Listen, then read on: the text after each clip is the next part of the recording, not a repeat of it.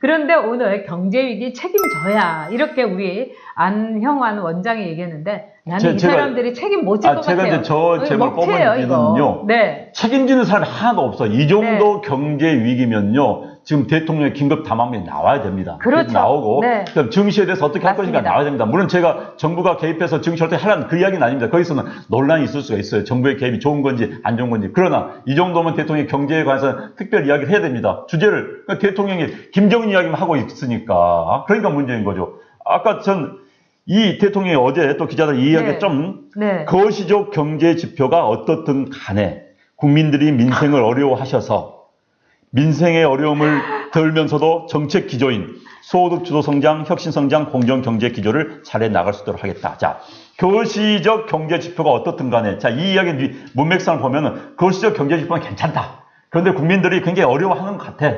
응? 그래서 이제 소득 주도 성장, 혁신 성장, 공정 경제 그냥 계속 할 거야. 이 이야기입니다. 거시적 경제 지표가 어떻든 간에 이야기 굉장히 좋다고 보고를 받고 계신 것 같아요. 그런데 우리나라 위정자들이요, 굉장히 착각에 빠집니다. 이 아래에 있는 관료들이요, 자기들 이제 경제를 어쨌든 잘못하고 있으면은 대한민국은 체질이 좋습니다. 체력이 좋습니다. 그리고 거시적은 잘 나갑니다. 지금 당장 좀 안 좋은 거 있기 때문에 국민들이 힘들어 하는데 이거 금방 넘어섭니다. 이런 식으로 보고를 해요. 이런 식으로 보고를 하니까는 위정자는 그래, 잘 될 거 있는데 자꾸 또 언론, 나한테 적대적인 언론이 말이야 경제 위기를 부추기겠어.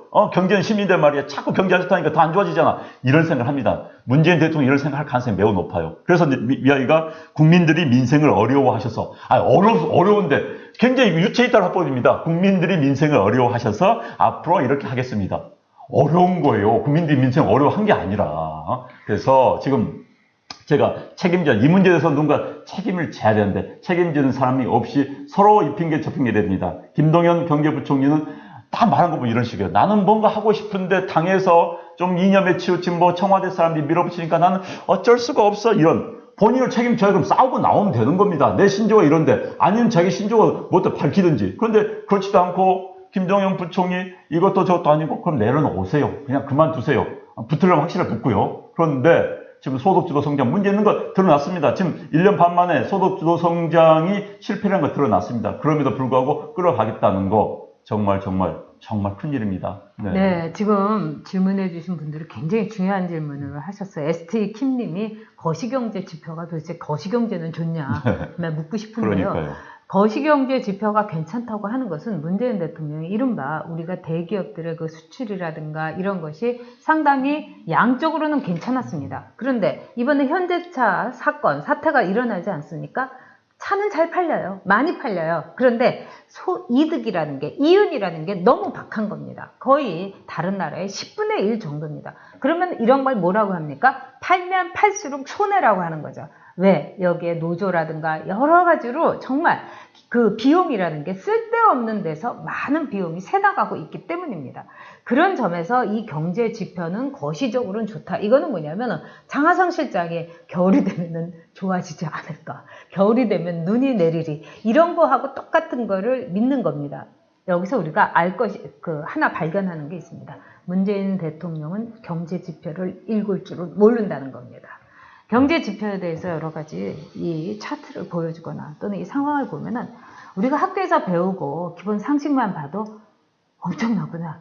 이거 안 좋구나. 이러면서 얼굴이 허옇게 떠야 되는데 정말 달림 같은 얼굴로 북한산 산행을 했다는 것은 경제 지표를 읽을 줄 모른다. 이렇게 볼 수 있고요. 그 다음에 이 세금 폭탄이다. 세금 중독이다. 아까도 어떤 분이 지적을 해주셨는데 이런 것이 계속 이어지는 겁니다. 즉 노무현 대통령 때 세금 폭탄 얘기를 했어요. 근데 지금은 우리가 여기 계신 분들이 세금 중독 얘기를 하는 겁니다. 얼마나 이게 기가 막힌 도플갱어고 평행 이론입니까? 그 다음에 아까 시원로우님이 아주 재미있는 지적을 해주셨어요. 김동연은 가케무시아 아니냐. 이 가케무시아라는 것은 일본어로 영무자입니다. 즉 그림자로 가짜라는 거죠. 그러니까 노무현의 가케무시아에 불과하다. 이런 얘기라고 시원로님 저는 해석을 했습니다. 그리고 가케무시아는 그 영화, 그 구로사와 아키라 영화를 저도 봤습니다만 처참하게 끝납니다, 여러분. 왜? 가케무시아니까. 가짜니까요. 즉 대역을 하는 사람인 겁니다. 노무현 전 대통령의 대역을 하는 대통령이 문재인이다. 이런 거를 숀 로님께서 지적을 하셨는데요. 제가 해석을 제대로 했는지 모르겠습니다. 숀 로님 늘 이렇게 날카로우셔서 정말 제가 많은 공부를 하고 있어요. 나의 어머님 좌파 애들은 생각이 없나. 공부를 안 하고 있습니다. 지금 이제 현대차에 관심이 많으신 것 같아요. 네. 이제 현대차의 아니, 이제 영업이익률이 네. 1.2%라고밖에 안 된다고 그러죠. 네. 그런데 제조업들의 평균 4, 5% 정도입니다. 근데 네. 현대차, 그다음에 이제 현대차의 생산도 좀 줄어들고 있습니다. 미국에서 네. 시장 점유율이 10%에다가 지금 7%에다가 떨어졌어요. 사실 10% 정도는 우리는 상당히 자부심 느꼈죠. 미국 시내에서 10대 중 한 대가 현대차다. 근데 지금 그 쫙 떨어졌고 중국에서 시장 점유율 더더 폭락을 하고 있고요. 그래서 그렇습니다. 현대차가 지금 위기입니다. 정말 현대차 위기인데 현대차 위기는 단순히 현대차 하나의 위기가 아니라 대한민국 경제 붕괴까지 가져올 수 있기 때문에 이게 걱정이고요. 그런데 이제 이분들이 현재 이제 경제를 운영하신 분들이 저는 평화가 경제다. 이걸 굉장히 많이 고민해 봤습니다. 평화가 경제다. 평화가 경제다. 그러니까 이제 이런 것 같아요. 아마도 야, 문재인 대통령이 경제 문제는 신경 쓰지 않고 자꾸 북한 문제, 남북 문제 신경 쓰니까 그럼 경제는 네가 어떻게 하려 하니까는 야, 내가 결국 북한 문제에 신경 쓰고 남북 화해 이렇게 나면 결국 이게 경제로 좋아지는 것이니까 그 논리적인 연결, 즉 평화가 경제다로 주장을 하고 있는 것 같습니다만은 경제는 경제입니다. 평화는 평화일 뿐이고요. 경제는 경제라는 거, 이거 진짜 좋은 이야기입니다. 경제를요, 문재인 대통령이 복잡한 거 없습니다. 청와대 관료들이 경제 교과서대로만 하십시오. 경제학 개론식으로만 하시고 되고 경제학 원론식으로만 하면 되는 겁니다. 자꾸 경제학 개론, 경제학 원론과 다른 일을 하니까 문제가 된 겁니다. 소득주도 성장이 세상에 어디 경제학 책에 나옵니까? 이건 비주류 학자들이 폼 잡으려고 내놓은 거, 그걸 가지고 지금 우리 경제를 이끌어간다 말이 안 되는 거예요. 이건 제가 며칠 전에 같이 식사하는 건데 경제학자 한 이야기입니다. 경제학 교과서대로만 하면 된답니다. 경제학 교과서를 제대로 안 하니까 문제가 되는 거예요. 그 다음에 어디 경제 교과서에 평화가 경제라는 이야기가 어디 있습니까? 우리 김고 산자님 좋은 말씀입니다. 경제가 잘 되면 평화가 찾아오는 겁니다. 경제가 잘 돼야 우리 마음속에 평화가 오는 것이죠. 평화가 경제가 아닌 겁니다. 그래서 제발 아까 리님도 돈으로 안보 사려던 송나라 멸망 좋은 지적해 주셨어요. 송나라가요 중국의 여진족한테 당하고 그 다음에 거란한테 당할 때 뭡니까? 돈으로 안보를 사려고 하다가 결국은 송희제 잡혀가가지고 개망신 다 당한 거 아닙니까? 그렇기 때문에 돈으로 안보 사는 거 불가능하고 송나라 케이스가 보여준 겁니다. 그 당시 여진족 인구는요 몇백만이었습니다. 송나라 인구는 몇 억이었어요. 몇백만이 몇 억을 붕괴시킬 것은 딸딸 뭉쳐서 한 거죠. 송나라는 문약한 나라, 군대를 우습게 한 나라, 부패한 나라, 그 다음에 돈으로 뭘 해결하는 나라. 결국 여진족 몇백만 여진족한테 몇 억의 송나라가 당한 겁니다. 이게 문제인 것이죠. 네. 참 답답한, 몇 억은 아니죠. 자, 정정합니다. 송나라 때 최고 인구 6천만 명이었습니다. 제가 정정합니다. 네. 네, 좀 이런 건 너무 흥분해서 나라가 걱정돼서 하는 거니까 네. 이해해 주시고요. 숫자 갑자기 네. 제가 몇 억을 했는데 그 6천만이었습니다. 네, 제가 그건 지금, 맞습니다. 네. 네, 아까 이런 말씀하셨어요. 고소민 님이 진짜 이거는 큰일 아니냐, 이러다가 큰일 나는 거 아니냐 이렇게 얘기하는데 그러면서 국민이 마루타냐. 근데 경제를, 즉 시장을 실험을 하고 있다는 게 가장 큰 오류다, 잘못이다 이렇게 보고요.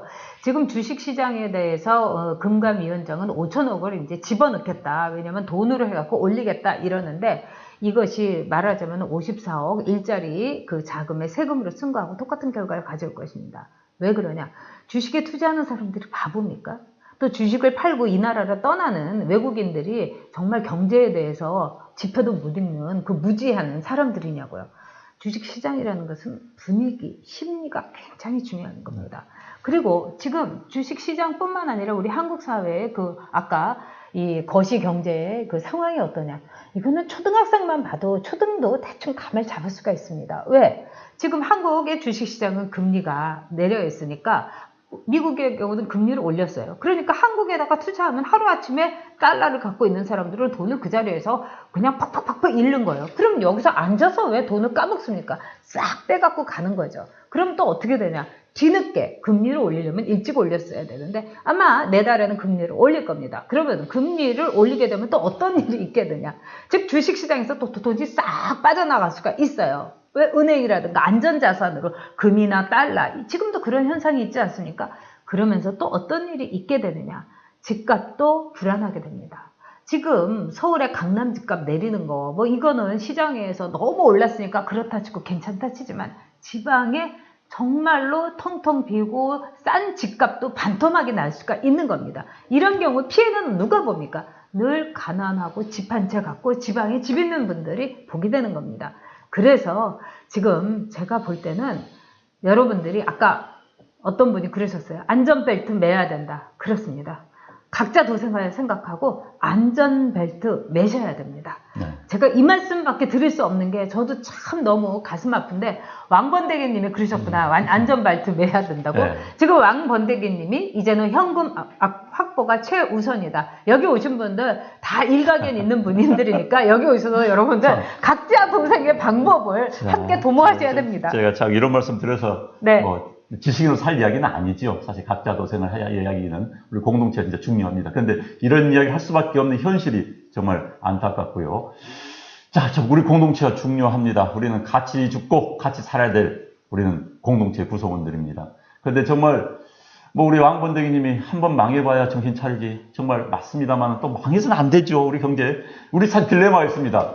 경제 망해서는 안 됩니다. 왜? 서민들이 가장 큰 타격을 받습니다. 이 경제가 안 좋아지면요. 타격은 순서가 있습니다. 아주 부자들은 별로 타격 안 받습니다. 솔직히. 그런데 돈 없는 정말 하루에 매일 먹고 사는 하루에 벌이 10만 원, 5만 원, 3만 원 먹고 사는 이런 분이 더 타격을 받기 때문에 이게 걱정인 겁니다. 그래서 집 문제도요. 지금 최근에 레미콘 공장이 대호황이었습니다. 네. 레미콘 공장 호황이라는 이야기는 무슨 이야기냐? 집을 많이 지었다는 이야기예요. 그럼 그 여파는 또 몇 년 뒤에 나타납니다. 집값이 폭락할 가능성이 높아요. 물론 서울, 강남은 아니겠지만은 서울의 주변 지역이라든지 또는 지방 같은 데는요. 지금 이런 문제는 굉장히 관심이 있는데 뭐 네티즌들 많이 이야기해요. 문재인 대통령 제발 경제에 관심 좀 가져달라고. 경제에 너무 무관심하는 거 아니냐고. 박준영도 말씀하셨죠. 이 정권은 경제에 너무 관심이 없다고. 참 경제 이야기하니까 좀 답답합니다. 저를 답답하고 이 부분은 앞으로 저희들 주제를 계속 삼을 수밖에 없습니다. 계속 이야기를 하도록 해 나가겠습니다만 이야기하다 보니까 사실 다 막힙니다. 자, 경제 잘 돼야 됩니다. 경제가 살아야지. 좋은 말씀 해주신 민천사님, 정권이 미워도 경제는 살아야 됩니다. 전 100% 그 말에 공감을 합니다. 근데 아까 오늘 처음 들어오신 나의 엄마님이 장바구니 물가를 걱정하셨어요. 저도 어저께 장을 보려고 인터넷으로 이렇게 장을 보다가 이렇게 딱 합계를 보니까 보통 때 보던 거에 한 40%가 30%가 올랐더라고요. 그래서 제가 그냥 냉장고 파먹기 하자 하고 그냥 장을 안 봤어요. 그냥 캔슬해 버렸어요. 아, 그럼 냉장고 파먹기로 그러니까. 예, 있는 거 갖고 예, 이제 예, 다 예. 먹는 거 그걸 예, 냉장고 예. 파먹기라고 아, 해요. 그래요? 예, 예. 아, 여자들은 이제 그렇게. 네, 네. 아유, 공공님 주군을 탄핵한 결과 이 나라 나라꼴이 이렇게 되는지 몰랐나. 왜 거기서 쫓겨납니까? 그리고요, 저는 주군이나 뭐 충성 이런 말 싫어합니다. 여러분도 그렇게 봉건 사회적인, 우리나라에는 봉건 시대 자체가 없었어요. 그러니까 그런 생각에서 벗어나셔서 그냥 이 나라 걱정만, 그리고 이 나라의 아이들 걱정만 하십시오. 아이들을 위해서 우리가 어떤 지도자, 이제는 실패해서는 안 되는 거죠.